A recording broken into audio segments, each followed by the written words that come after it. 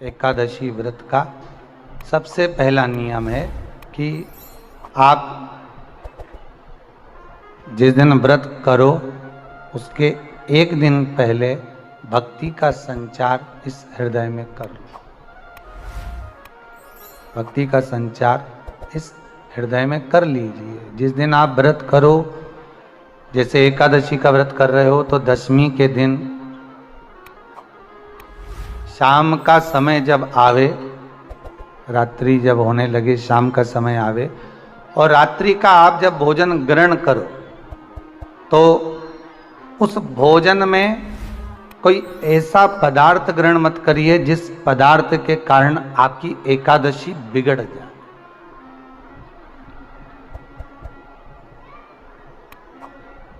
कोई बेकार भोजन में ग्रहण नहीं करना, श्रेष्ठ भोजन ग्रहण करिए दशमी के। और एकादशी का दूसरा नियम बहुत ध्यान से सुनिएगा। जिस दिन आपकी एकादशी का व्रत हो उस दिन प्रयास करिएगा कि अपने हाथ से किसी भी वृक्ष की कोई पत्ती टूटे ना। अपने हाथ से किसी भी वृक्ष की, पौधे की, किसी भी वृक्ष की पत्ती अपने हाथ से ना टूटे। बहुत ध्यान दीजिएगा महाराज। एकादशी का ये दूसरा नियम है कि अपने हाथ से किसी पौधे की, किसी वृक्ष की, किसी डाली की कोई पत्ती टूटे ना, कोई पत्ती ना टूटे, इसका प्रयास करिए।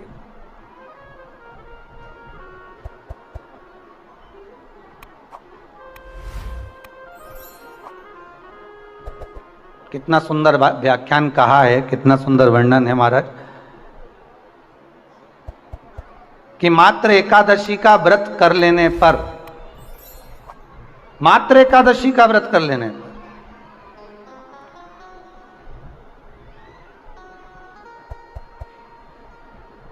जो पूर्व में किया गया हमारा पाप कर्म है, हमने किसी जीव की हत्या करी है, हमने किसी को कष्ट प्रदान करा है, हमने किसी को अपशब्द कहा है, हमने किसी को ताने दिए, हमने किसी को आड़ा टेढ़ा कहा है, हमने किसी को गालियां दे दी है, मात्र एकादशी का व्रत ही कर लेने पर ये सारे जो दोष हैं वो समाप्त हो जाते हैं।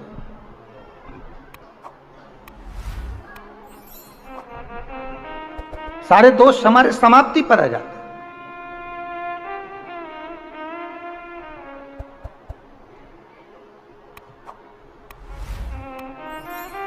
अब एक विचार करिएगा थोड़ा सा अपने मन में, अपने चित्त में, अपनी वृत्ति में एक बात उतारिएगा। एक अपने मन में एक बात को उतार कर रखिएगा कि आप अपने पाप को, अपने पाप कर्म को जिस दिन क्षीण करने वाले हो, समाप्त करने वाले हो, अपने पाप को आप जिस दिन समाप्ति पर लेकर जा रहे हो तो उसके एक दिन पहले आपको प्रसन्नता होना चाहिए कि नहीं होना चाहिए कि कल मेरा पाप कटने वाला है, कल मेरा पाप समाप्त होने वाला है। जो मैंने पाप कर्म करा है वो समाप्त होगा, जो मैंने पाप कर्म करा है वो कल समाप्त हो जाएगा। तो एक दिन पहले आपके चेहरे पर प्रसन्नता हो कि ना हो?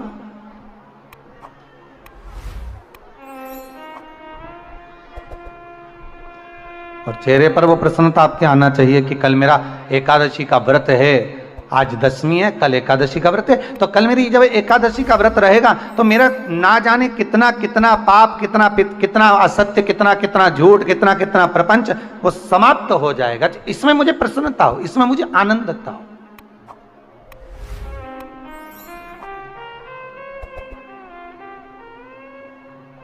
तो क्या कहा गया कि प्रयास करिएगा कि एकादशी के दिन कोई वृक्ष की, कोई डाली की, कोई कोपल की कोई पत्ती ना तोड़ी जाए। क्यों? तो कहा अगर उस पत्ती को हम तोड़ देते हैं, वृक्ष की पत्ती को या क्यारे में लगी हुई कोई डाली की पत्ती को हम तोड़ देते हैं तो एकादशी का पुण्य फल प्राप्त नहीं होता, एकादशी का कोई फल हमारे खाते में नहीं जाता, पुण्य फल प्राप्त। अब फिर भले तुम चाहे तुमने मोरदन खाया हो, चाहे तुमने फिर चिप्स खाई हो, चाहे तुमने फिर व्रत का कितना ही सामान खा गए हो और तुमने सोचा कि आज मेरी एकादशी है, तो फिर उसका कोई फल प्राप्त नहीं है, उसका कोई सुख प्राप्त नहीं है आपको, फिर उसका कोई आनंद प्राप्त नहीं है आपको। एकादशी के दिन जब आप जल शंकर को चढ़ाने तो रोज ही जाते हैं, जब एकादशी का दिन रहे और शंकर जी के मंदिर में आप जल समर्पित करें तो 3 बार मुख से स्वधा स्वधा स्वधा या स्वधा स्तोत्र का पाठ, जिसमें 12 श्लोक। श्री शिवाय नमस्तुभ्यम। दोस्तों हर हर महादेव। दोस्तों यह वीडियो बहुत ज्यादा महत्वपूर्ण है क्योंकि इसी एक वीडियो में आपको एकादशी के दिन किए जाने वाले सभी उपाय जानने को मिलेंगे। इस वीडियो को अंत तक देखिएगा, एक न एक उपाय आप जरूर कीजिए। एकादशी के दान की महत्वता श्रीमद वल्लभाचार्य जी ने कहा कि कोई व्यक्ति अगर खटिया पर सड़ रहा है, पलंग पर तड़प रहा है, हॉस्पिटल में पड़ा हुआ है, तो निवेदन है कि उसको देखने जाओ तो अपनी करी हुई एकादशी में से 2 एकादशी का दान उसको तुरंत दे दो। क्यों? तो जिससे उसको मोक्ष मिल जाए। गंगा के जल में एकादशी के दिन 7 बेलपत्री डालकर जो नंदीश्वर भगवान अर्थात जो शंकर जी के शिवलिंग के सामने नंदी होता है, उस नंदी के चरण पर गंगा का जल चढ़ाकर बेलपत्री शिव पर समर्पित कर देता है, उसके घर में रुपया रुकना चालू हो जाता है, फिर वो गलत जगह पर नहीं जाता।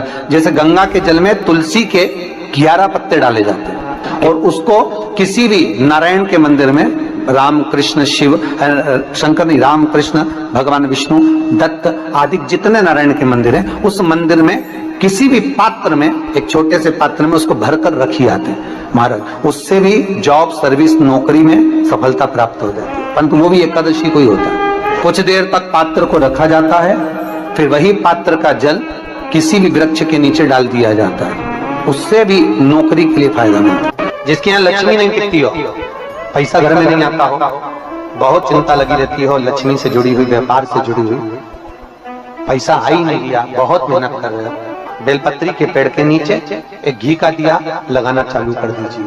शाम के समय थोड़ी सी मिट्टी बेलपत्री के पेड़ के नीचे की उठा कर लिया, घर के अंदर लाकर इतनी सी मिट्टी लाकर पटक दीजिए, व्यापार अपने आप बढ़ना चालू कर दीजिए। तुलसी का पौधा होना जरूरी है।